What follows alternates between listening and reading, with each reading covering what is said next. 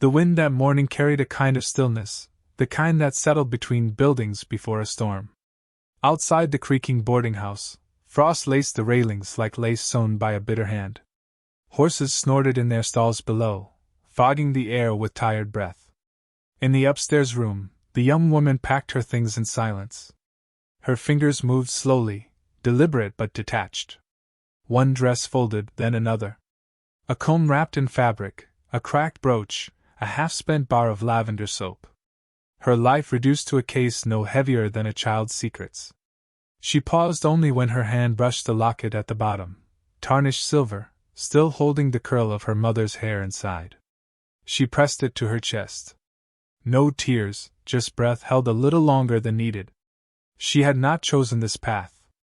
It had been chosen for her. Downstairs, the voice of her uncle cracked through the stillness. Not a farewell, not concern, just a reminder. You'll do as you're told. He's rich. You'll have a roof, a name, maybe a bed to die in that's softer than your mother's. She hadn't argued. What was there to say? The ink on the letter was already dry, the arrangement already sealed by hands that had never once asked her what she wanted. A mail-order bride. Promised without her consent to a man she had never met, a man who had never written her a single word with his own hand.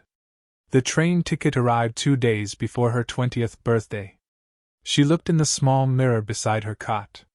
Her reflection was pale, not from fear, but from the slow drain of having nothing left to fight for. A strong jaw, a soft mouth, eyes that held too much knowing for someone her age. Her hair was long, thick, and dark. She tied it back with a ribbon her mother had made long ago, one of the few things her uncle hadn't sold. At the station, she sat alone on the wooden bench with her case in her lap, gloved hands folded. No one stood beside her. No well-wisher, no goodbye. Just a wind that tugged at her skirts and a conductor who glanced at her, as though he recognized the type. Women like her came through often, silent, desperate, forgettable. The train came in hissing and clattering, metal against metal, like some great beast rolling westward to swallow her whole. She boarded without help. The letter she'd received was written by a man named Rutledge, a lawyer. It had been brief, formal, clinical. It said the man she was to marry was named Elijah Crowley. He had once owned one of the largest ranching empires in the West. He was now blind. It did not say how. It did not say why he sought a wife. Only that the arrangements were final, that she would be met upon arrival, and that her duty was to present herself at Crowley Manor, to honor the agreement, and to keep herself civil and useful. She had read it only once. The words etched themselves deep. Outside the window, towns came and went, each one a blur of smoke and dust. People with lives, laughter, arguments, and loves she'd never know. She pressed her forehead to the cold glass, watching it all pass like a world that had never opened its door to her. Her thoughts drifted to her mother. A woman of grace who had died with dirt under her nails and a hymn on her tongue. She would have told her to keep her chin high. That beauty was not what they saw, but what they never could. That sometimes surviving itself was a kind of defiance. She clung to those echoes. At one small station, a child boarded with her father. The girl stared at her with open eyes, unafraid, then offered her a small dried flower she'd carried in her hand. The woman took it, gently, and gave the faintest smile. The child didn't know her story, just saw someone who needed something soft to hold. That moment stayed. Days passed. Nights passed slower. She arrived at dusk, the sky painted with wild hues of gold and ash. A black carriage waited at the station, a fine one, with polished brass and a silent driver in a dark coat. He said only one word when she stepped toward him. "Miss." She nodded and entered. The seat was soft. The air inside smelled faintly of tobacco and leather. As the carriage pulled away, she looked once over her shoulder. The town was small, surrounded by wild hills and silence. This would be her world now. They traveled for an hour along winding dirt roads. Fences rolled by, then vanished. The land stretched wide and empty, touched only by sky. And then, beyond a copse of willows, a house emerged, Stone, tall, and still. Not a mansion, but something older, sterner. A house that had once expected to last 100 years. Crowley Manor. The driver stopped at the base of the steps. A woman with silver hair and a rigid posture stood at the door. Housekeeper, maybe? The kind who didn't smile unless ordered to. She was shown inside. Not welcomed, just guided. The halls were dim. Candle sconces flickered. The floor creaked underfoot, old wood that had been walked by men with heavier boots and heavier hearts. The woman said few words. You'll sleep upstairs. Supper is in an hour. Mr. Crowley prefers privacy. She nodded. Of course he did. Her room was simple. Clean. A small window looked out onto a neglected garden. The wind moved through the rose bushes like fingers searching for something lost. She sat on the edge of the bed, hands in her lap. There had been no introduction. No handshake. No voice at all. She thought of the letter again. The way the name, Elijah Crowley, had been typed, not signed. She wondered if he'd ever wanted this. Or if she was just a solution to a need no longer served by love. That night, supper was served in silence. A tray was brought to her door. The food was warm, well prepared. No one asked how she found the journey. No one said good night. In the hallway, she heard footsteps once. Slow, deliberate. A cane tapped the floor. Then silence again. She stayed still. Later, lying in the unfamiliar bed, she could not sleep. She thought of how many women had sat like this before her, promised, traded, discarded. And yet, she would not be one of the broken ones.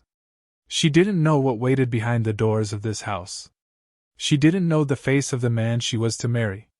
But she would carry herself as more than someone purchased. She reached beneath her pillow and held the locket tight. Outside, a wind moved through the trees like breath. Inside, the girl who had once belonged to no one whispered softly to herself, as if to make it true. You are not what they decided. You are what you become.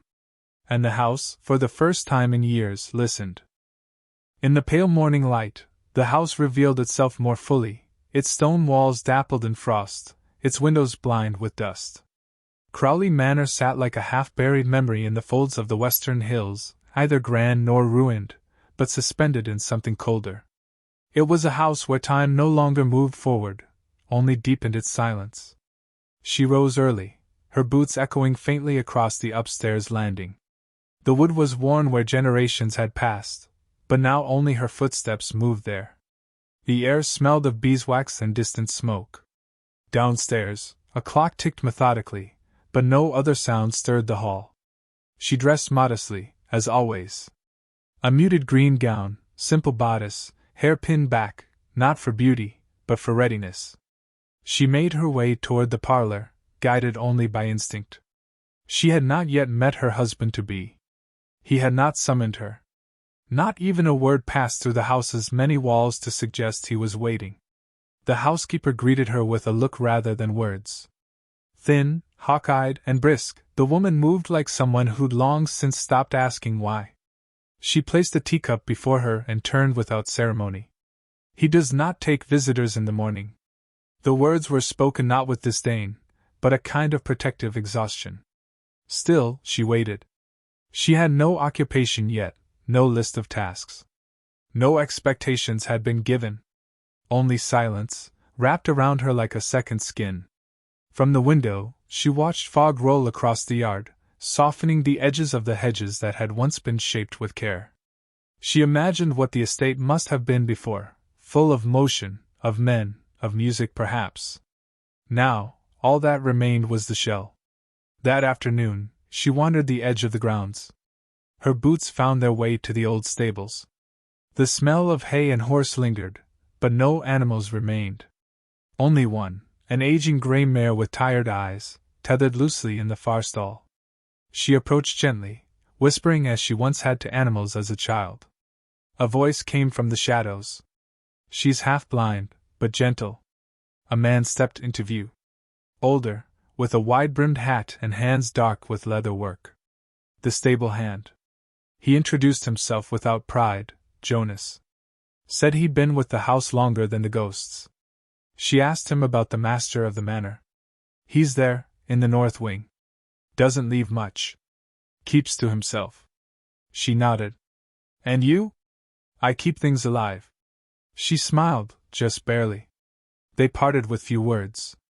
But something in the way Jonas watched her, like he was measuring the weight of her kindness, told her he wasn't used to gentleness from newcomers. That evening, she heard the piano. Not played. Just a single note struck and held too long. Then another. Like someone pressing down only to test if it still breathed. She walked slowly down the staircase, her steps softer than breath. The sound came from the parlor. She paused in the shadow of the doorway. There he was. Elijah Crowley. He sat with his back to her, shoulders broad, posture upright but tired. His hands hovered over the keys as though unsure of them. A thick black blindfold wrapped around his eyes, tied tightly. His jaw was square, unshaven. A scar crept from the corner of his temple into the line of his hair. He did not look toward her, though some part of him must have felt her presence. He spoke, quiet as dust. Do you play? She hesitated. Then stepped closer. Not well. Better than me. She sat at the bench beside him. Not touching. Just near enough to share the music that wasn't yet there. Her fingers lifted, hovered, fell softly on the keys. A simple tune, a child's lullaby her mother used to hum. The notes were not flawless, but the melody wove a warmth that the room had forgotten. When she finished, she turned her head slightly toward him. He was listening. Not to her playing, but to her being. Like he was memorizing her without sight. She stood. Thank you, he said. And she realized then that it was not thank you for the music. It was thank you for staying. The following days shaped themselves around silences shared. He did not summon her. She did not intrude. But they moved through the house like two branches bending toward the same sunlight. Once, she left a cup of tea outside his study. The next morning, she found it emptied. Another time, she hummed as she passed his door. That night, a single rose, faded but fragrant, appeared outside her room. He never asked her name, not aloud. But when he spoke to her through the door, he used words that meant something else. Care. Curiosity. Regret. She learned that the accident had come suddenly. A horse had thrown him during a thunderstorm, and a fall against stone had taken his sight. She learned he had once been engaged to a woman from New York, a woman who vanished the moment she saw the bandages. She did not ask more. He did not offer. But she felt it all the same. He wore the blindfold not because he needed to, but because the world behind it was too bright and too cruel. The staff avoided speaking of him. Even Jonas grew quiet when his name was mentioned. But late one evening, as she returned from the garden, she passed Jonas cleaning the stair rail. He's better with you here, he said without looking up. She stopped. He's been cruel to no one but himself. She didn't know what to say, so she nodded. That night, she walked past his study and paused. From within, she heard him speaking. Not to her. Not to anyone. Just speaking. She moved away, not wanting to trespass. But a part of her burned to listen. She returned to her room and found her hands trembling. She had come expecting duty. Expecting distance. Expecting to be invisible. Instead, she had become the only color in a house full of gray. She looked at her reflection in the mirror. Not beautiful by society's measure. But real. Lined with quiet bravery. A scar still traced the underside of her jaw, a reminder of a fire long ago that had left her marked. Her uncle had called it a flaw. Her mother had called it proof. Elijah had never seen it. And yet, somehow, he saw more than most. She touched the scar gently, then turned away from the mirror. Downstairs, in the dark of the parlor, a single note sounded again on the piano. Not by accident. An invitation. She went. The days softened. Not in the way of spring-breaking frost, but like old linen worn by time and touch. The house no longer felt like a tomb sealed by grief. It breathed, slowly, cautiously, as if learning the shape of hope again. He began to speak to her more. Not in long conversations, but in the spaces between silence. When she brought him tea, he would ask what color the sky was that morning. When she passed the piano, he would ask if she remembered another song. And when they sat across from one another at a table lit only by the fire's gold, he would ask about the garden, the shapes of the leaves, the smell of the rosemary bush. He never asked about her past. Perhaps he sensed it had teeth. She told him about small things, how the wind caught her dress as she walked through the orchard, how the soil behind the stables still remembered roses. He listened like a man who knew that words were not merely sound, but light pressed into darkness. One evening she read to him a book of old poems she had once memorized as a child beneath thin blankets and candlelight. He leaned his head back in his chair, eyes closed beneath the blindfold, a smile flickering near his mouth as if the rhythm of her voice could rebuild the world from ashes. When she paused, he spoke. "Your voice doesn't sound like what I imagined." She tilted her head, curious. "It sounds like it carries sorrow. But also shelter." She lowered the book. Her voice, when it answered, was quieter than the wind. "That's what I've been, I think. Shelter for people who never stayed long enough to ask if I needed one too." The fire crackled. He said nothing, but reached forward slowly, as if asking permission with his fingers before they touched hers. When they did, his hand was warm and sure. And she didn't flinch. After that, he began walking the halls again. He moved with a cane, cautious but steady. She often walked beside him, guiding without leading, letting him choose the pace. Sometimes she described the paintings, the tapestries. Sometimes she let the silence speak louder. One morning, he paused near the staircase. "May I ask you something personal?" She nodded, forgetting he could not see it. He waited. "Yes." "What do you look like?" The question had hovered in the air for weeks. She had known it would come. Still, it struck something deep. She didn't answer at once. Instead, she led him to the rose window on the third-floor landing, where sunlight fell in colored shards. She stood in it. Let it paint her skin. Then she described herself. "My hair is dark, nearly black. My eyes are soft, or so I've been told. I have a scar." "Where?" "Along my jaw. It's small, but it doesn't disappear." "How did it happen?" She hesitated. "A fire. Years ago. I don't remember the pain. Just the smell of smoke and my mother's voice." He stepped forward, stopping just short of her. "Do you hide it?" "Not anymore. You don't need to." His voice held no hesitation, no pity. Only certainty, like a man who had learned to love what could not be touched or seen. After that day, she noticed his smile changed. It came more often, not just when she read to him, but when she entered a room. He would turn his head toward her even before she spoke, as though her presence left a trace he could follow. In the garden, she guided his hands to the vines climbing the arbor. Showed him how morning dew lingered on the leaves. He laughed once, truly laughed, when a sparrow landed nearby and chirped, bold and bright. "You sound surprised," she said. "It's been a long time since something small felt like a gift." She didn't answer. But in her chest, something opened quietly. Later that week, he asked her to the piano again. She played with more confidence now. He sat beside her, close enough their shoulders brushed. After a while, his fingers reached for the keys, hesitant. "Show me." She placed her hand over his, guided him note by note. His touch was heavy, unsure, but he followed her lead.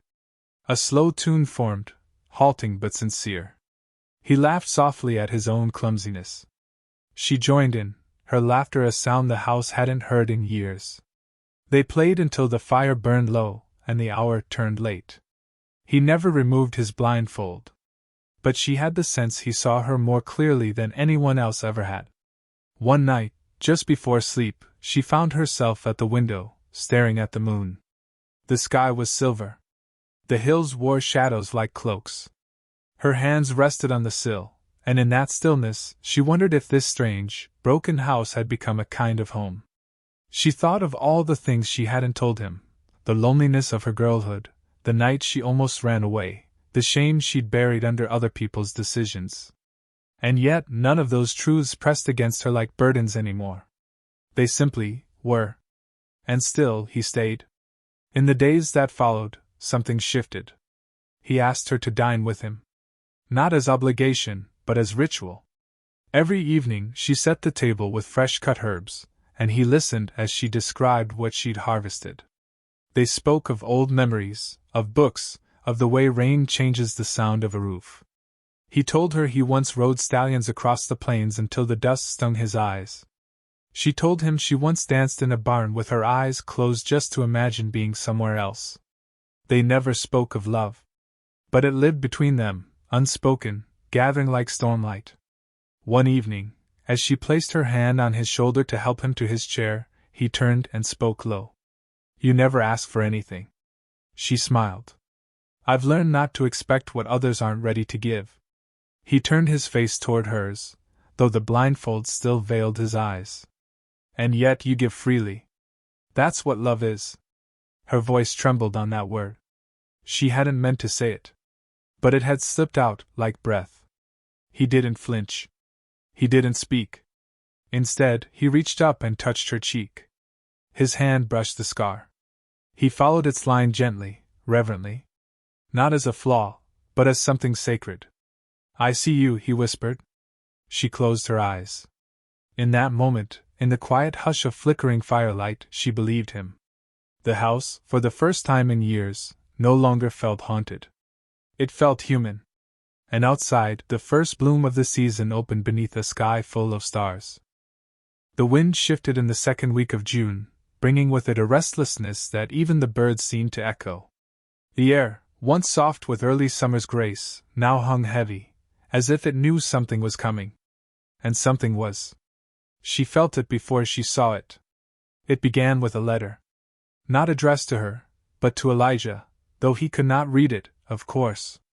The housekeeper brought it on a silver tray, her hands tense as she laid it on the table beside him. He asked her to read it aloud, and though she offered, he declined. "I'll have Jonas read it," he said. "I can trust his voice not to change the meaning." Jonas did so in the stables the next morning, his boots creaking on dry hay. The contents were simple, but the intent was not. A man named Matthew Ward claimed acquaintance with her, claimed to have once courted her back east. Claimed she had belonged to him once. The words sat in Elijah's chest like a stone. She had not spoken of any such man. He had not asked? But now the silence between them felt different, like something forgotten rather than something sacred. That evening, when she returned from the garden with dirt still on her palms and the scent of mint clinging to her hair, she found him by the window. "I received a letter," he said quietly. She stood still, her shadow long on the floorboards. He waited. "I know what it says," she finally murmured. His hand tightened slightly on the back of the chair. "Is it true?" She stepped into the light. Her face did not waver, though her voice did. "He wasn't a suitor. Not in the way he tells it. He was a man who wanted something I wouldn't give. He asked for my hand. I said no. When my uncle heard, he saw a chance for profit. That's all it was. I never belonged to him." Elijah nodded once, slow. But the silence between them had changed shape. 2 days later, Ward arrived. He rode into the courtyard as if it still belonged to him, atop a gleaming black horse, dressed in a coat that hadn't known dust in weeks. He looked like the East, pressed, polished, practiced. He dismounted without aid, smiling with the kind of charm that soured quickly under close inspection. She stood at the top of the steps when he came. "Still stubborn," he said, removing his gloves slowly. "And still wearing that old scar like it matters." She didn't flinch. "You're not welcome here." He glanced past her toward the doorway, where Elijah now stood, tall despite the cane, his blindfold freshly tied, his posture steady.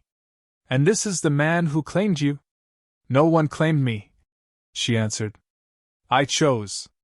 Ward smiled wider, but it did not reach his eyes. "She didn't mention me, I imagine," he said to Elijah, circling him like a dog sniffing for weakness. Didn't tell you she left home with more secrets than sense. I don't need her past to justify her worth, Elijah said calmly. But you might want to see her before you praise her too loud. There was venom in that. Cold and cutting.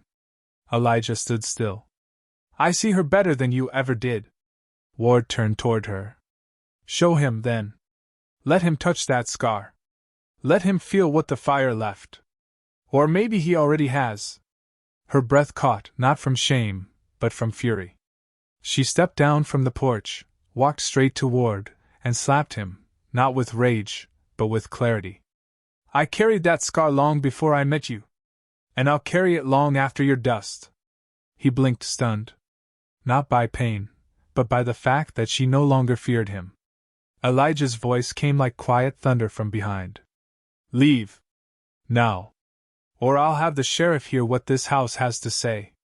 Ward's face twitched. The charm faded. He mounted his horse with more haste than grace and rode off into the heat shimmering beyond the gates. That night, she found Elijah on the veranda. He sat with his face tilted toward the stars, the blindfold still tied. She sat beside him. For a while either spoke. Then he said, I wanted to believe it didn't matter. It doesn't. But it does to me, what you carried. What I didn't know. I should have asked? She touched his hand. You didn't need to. You never treated me like something to solve. Only something to shelter. He turned his palm upward, letting her fingers rest in it. You don't belong to the shadows anymore. She shook her head. Neither do you. The air cooled, the cicadas quieted. In that stillness, something between them grew clearer. The threat had come. And it had passed. But what remained, what they had built, stood stronger than before. He turned his face toward hers. If I could see you now. She smiled. You'd know I'm not beautiful. Then beauty needs new definition. She leaned into him then, her head on his shoulder, and the silence was no longer empty. The house, once a tomb of grief, now carried the echo of resilience. And deep in the garden, the roses bloomed wild under the watch of the moon. The days that followed were made of quiet joy, stitched from the kind of small moments most lives forget to notice. She rose each morning to the sound of wind moving gently through the orchard, her hands brushing dew from the edges of basil leaves she'd planted herself. He waited on the veranda, a book resting on his lap though he could not read it, listening to her footsteps like they were verses in a poem he was still learning by heart. She spoke more freely now. Not of her past, it didn't own her anymore, but of her dreams, her fears, the soft ache she carried when silence stretched too long. He listened not to fix, but to understand. When she read to him, he no longer asked for stories of faraway lands. He asked instead for the names of wildflowers growing beyond the fence line, for the color of the sky before a storm, for the way her voice changed when she spoke of things she loved. He had begun carving again. In the workshop near the back of the estate, he moved his hands across the wood with reverence. She would often find him there, the air thick with cedar and dust, his fingers drawing out form from what once seemed unshaped. She never asked what he was making. One afternoon, he took her hands in his. I wish to marry again, he said, his voice firm but gentle. Not out of need. Not because someone arranged it. But because I choose to. Her breath caught, not from surprise, but from the soft, aching weight of being wanted. You already have my heart, she whispered. Then let me give you mine, openly, fully, with a name that belongs only to us. She nodded once, eyes stinging with tears she did not let fall. Preparations were simple. No guests, no gowns of silk or feasts carved from coin. Just a small gathering in the garden, where roses bloomed like memories reborn. Jonas stood at Elijah's side. The housekeeper, kinder now, though she still wore her pride like armor, tied lavender into the bride's braid. But before the day could arrive, another letter came. This one bore a doctor's seal, its contents clipped and clinical. A new procedure. Risky, experimental, and uncertain. But a chance, a real one, that Elijah might regain partial sight. He was quiet after hearing it read aloud. He folded the letter once, twice, then set it aside. Why now? He asked the wind. She answered with her hand on his chest. Because maybe now is when you're ready to see. He did not answer then. Not in words. That night, he sat alone by the piano. She watched him from the stairs, his hands moving across the keys like he was trying to remember something not yet lived. By morning, the decision had been made. They would delay the wedding. He would travel to the city, undergo the procedure, and if he returned whole, or even partly whole, he would marry her not just with love, but with sight. You don't need to see me, she said softly, on the day he left. But I want to, he answered. The weeks stretched, slow and breathless. She filled them with routine, tending the garden, sewing repairs into his old coats, reading aloud even though no one sat beside her. Each sunset bled into the next, and though the house remained steady, it felt incomplete without the sound of his cane tapping through the halls. A letter arrived in the third week. Then another. He was healing. Slowly, painfully. The bandages would be removed soon. He wrote, dictated through a nurse, that the first thing he wished to see was the garden, and her face, whatever it might show him. She waited by the roses on the day of his return. The carriage rolled slow down the lane, dust rising around its wheels.